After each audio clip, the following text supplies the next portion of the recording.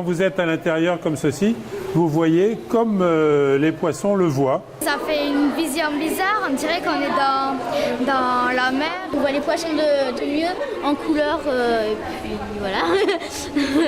Et c'est très propre et c'est magnifique. En plus, on a découvert plein de poissons qu'on n'a jamais vus. Ils sont beaux les poissons qui sont dedans. On dirait qu'eux ils nagent. Non mais eux là. Alors la tortue verte, il y a plusieurs espèces de tortues en Calédonie, hein, la boneka et la grosse tête et la tortue verte. Seule la tortue verte va manger les herbes et elle s'appelle tortue verte, non pas parce qu'elle est verte à l'extérieur, mais verte à l'intérieur. Que quand elle mange de l'herbe, de la chlorophylle, sa graisse va devenir verte. Et donc c'est une tortue verte parce que sa chair est verte. Oui. On a des hippocampes à l'intérieur, faut les chercher. Ils sont où? Ah bah là. Ils vont être accrochés aux arbres. Voilà, accrochés aux herbes. Et dans l'ancien bac herbier là-bas, on a mis les algues.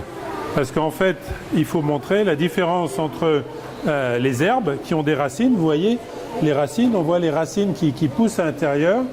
Alors que là-bas, les algues, elles, n'ont pas de racines. Ce sont aussi des plantes aquatiques. Mais celles-ci sont aussi aquatiques, mais sont cousines des plantes terrestres. C'est-à-dire qu'elles fleurissent sous l'eau. Donc la difficulté dans un aquarium, c'est que même évidemment, c'est un espace restreint. Et les animaux qu'on y met vont manger ce qu'on essaye de montrer au public. Donc il faut trouver le bon équilibre entre montrer les animaux et garder un herbier en bonne santé. Parce que si on met trop de poissons qui mangent l'herbier, ben, au bout d'un moment, on n'aura plus d'herbier.